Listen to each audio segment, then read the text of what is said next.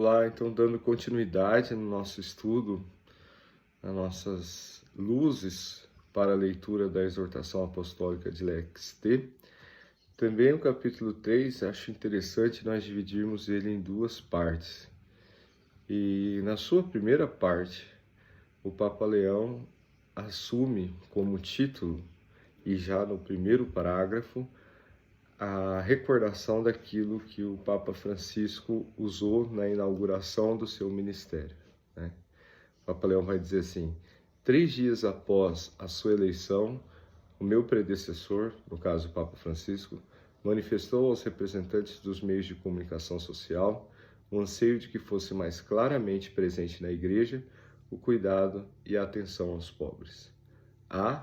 Como eu queria uma igreja pobre e para os pobres. Por isso, o título desse terceiro capítulo é Uma Igreja Pobre para os Pobres. E o Papa aqui vai fazer um verdadeiro memorial da experiência de santidade na história da Igreja a partir da experiência de relação com os pobres. E ele resgata alguns santos que eu gostaria de destacar aqui nessa reflexão, que transformaram em atitudes esse desejo evangélico, né? Começando ali por São Lourenço, o Papa vai contar aquela história em que, na época do Papa Sisto II, a Igreja foi obrigada a entregar as suas riquezas para o imperador. E quando chegam na igreja de São Lourenço, ele apresenta os pobres, né? Quando perguntam onde estavam os tesouros que ele tinha prometido, ele mostra os pobres, dizendo: estes são os tesouros da igreja. E Santo Ambrósio, ao narrar este episódio, diz que melhores tesouros teria Cristo do que aquele nos quais ele mesmo estava. Nesse sentido, vai se afirmar aqui na exortação apostólica: é necessário que cada um de nós cumpra esta obrigação com fé sincera e perspicaz providência. Sem dúvida, se alguém desvia alguma coisa para utilidade própria, isto é crime. Mas se dá aos pobres, se resgata os cativos, isto é misericórdia. Dando continuidade na narração de Santo Ambrósio sobre este fato de Lourenço. Mais adiante, resgata-se Santo Inácio de Antioquia, né, falando sobre o dever da caridade para com os mais necessitados. Santo Inácio vai dizer: considerai aqueles que têm opinião diferente sobre a graça de Jesus Cristo, que veio até nós. Como eles se opõem ao pensamento de Deus. Não se preocupam com o amor, nem com a viúva, nem com o órfão, nem com o oprimido, nem com o prisioneiro ou liberto, nem com o faminto ou com o sedento. Então, aqui o que é interessante nessa afirmação de Santo Inácio é: considerai aqueles que têm opinião diferente sobre a graça de Jesus Cristo. Ou seja, a opinião sobre a graça autêntica da Igreja é exatamente a caridade. Mais adiante o Papa traz São Justino, né, que vai nos afirmar: os que possuem alguma coisa e queiram, cada um conforme a sua livre vontade, dão o que bem lhes parece, e o que lhe foi recolhido se entrega ao presidente. Ele o distribui a órfãos e viúvas, aos que por enfermidade ou outra causa estão necessitados, aos que estão nas prisões, aos forasteiros de passagem. Numa palavra, ele se torna o provisor de todos os que se encontram indigentes. E nessa perspectiva, o Papa amarra esta afirmação de São Justino a partir da carta de São Tiago, ao dizer que a fé sem obras é considerada morta. Avançando, encontramos São João Crisóstomo. Queres honrar o corpo de Cristo? Não permitas que seja desprezado nos seus membros, isto é, nos pobres que não têm que vestir, nem honres aqui no templo com vestes de seda, enquanto lá fora abandonas ao frio e à nudez. No templo, o corpo de Cristo não precisa de mantos, mas de almas puras. Mas na pessoa dos pobres, ele precisa de todo o nosso cuidado. Aprendamos, portanto, a refletir e a honrar a Cristo como Ele quer. Quando pretendemos honrar alguém, devemos prestar-lhe a honra que Ele prefere e não a que mais nos agrada. Ou seja, é profundo essa leitura de São João Crisóstomo, né? Novamente, aquilo que já foi posto anteriormente sobre a planificação do nosso culto na prática da caridade, né?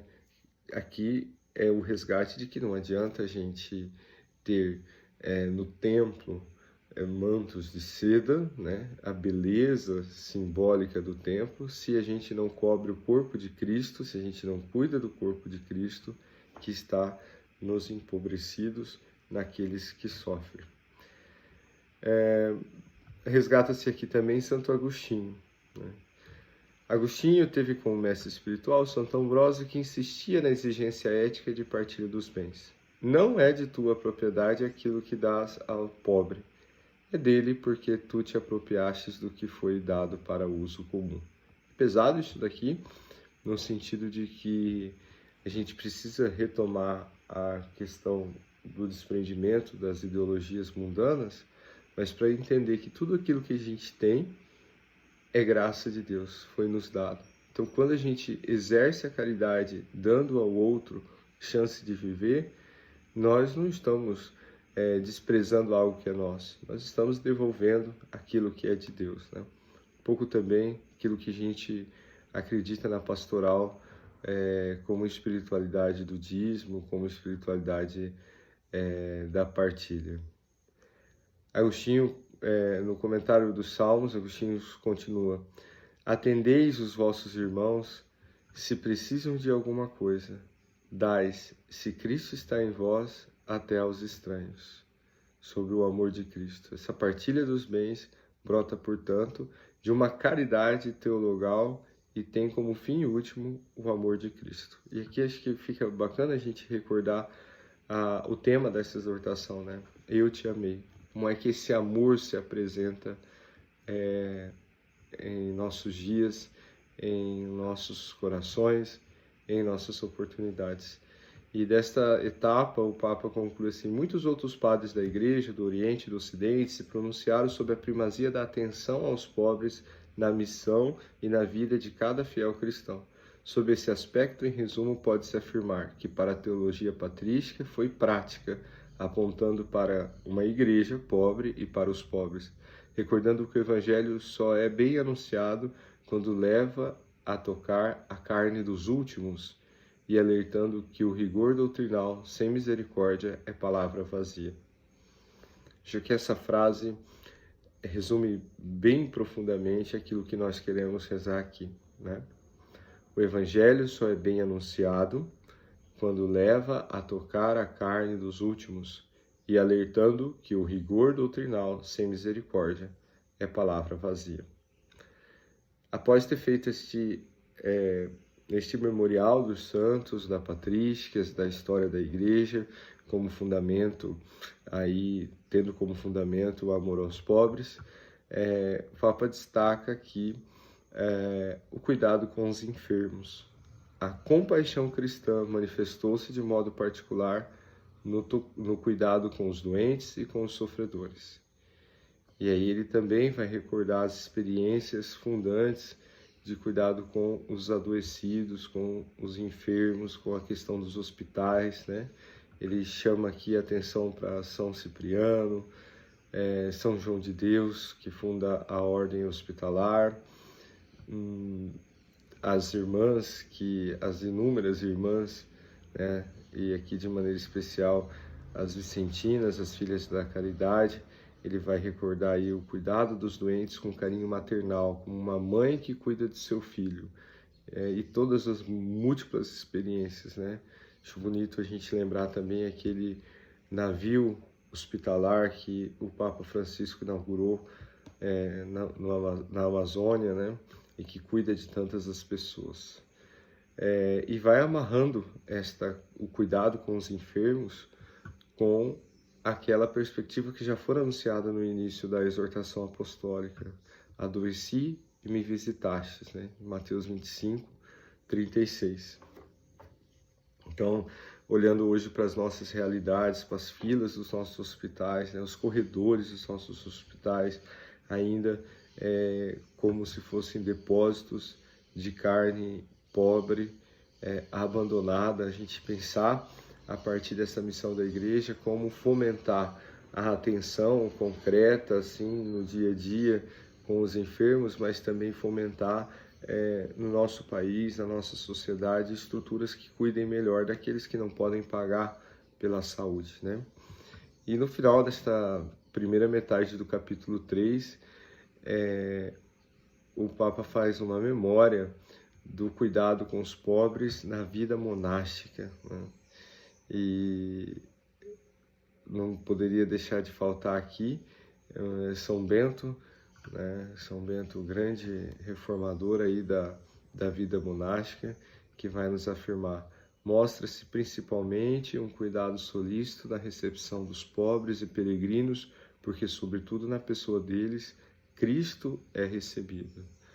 O Papa conclui: os mosteiros beneditinos, com o tempo, tornaram-se lugares que contrastavam a cultura da exclusão. Então, se por um lado a sociedade exclui e despreza, se por um lado nas nossas ruas, nas nossas calçadas, nós encontramos muitos abandonados, com falta de amor e de condições de vida digna, os mosteiros foram se tornando lugares que criava-se contraste com a cultura da exclusão.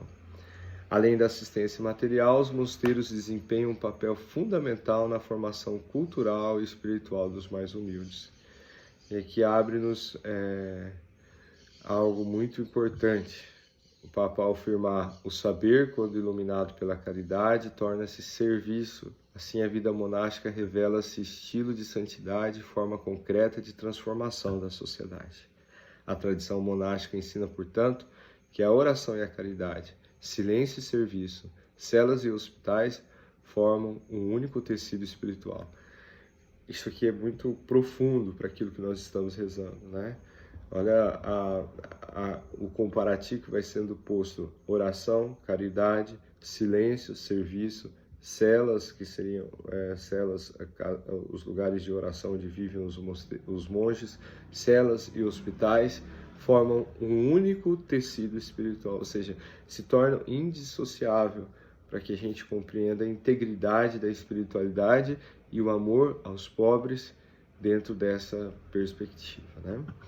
Assim, onde os monges abriram suas portas aos pobres, a Igreja revelou com humildade e com firmeza, que a contemplação não exclui a misericórdia, mas exige-a como fruto mais puro. Considerando aqui, para concluir esta primeira metade do capítulo 3, que ele se inicia recordando: como eu queria uma igreja pobre para os pobres, né? Considerando que já no capítulo 2, o Papa Leão nos coloca: olha, a prática da caridade vai dar plenitude àquilo que nós realizamos em culto, em rito. Considerando a própria vida de Jesus, que nós já refletimos a partir da exortação apostólica, que não apenas reza pelos pobres, mas que se faz pobre com eles, né? Acho que a gente vai reafirmando a tese de fundo: eu te amei, né? E eu te amei, esse amor de Deus a nós nos leva a retribuir, não no sentido de retribuição, mas no sentido de encontro com a graça, este amor a Ele na pessoa que Ele se revela, que é a pessoa daqueles que estão sofrendo.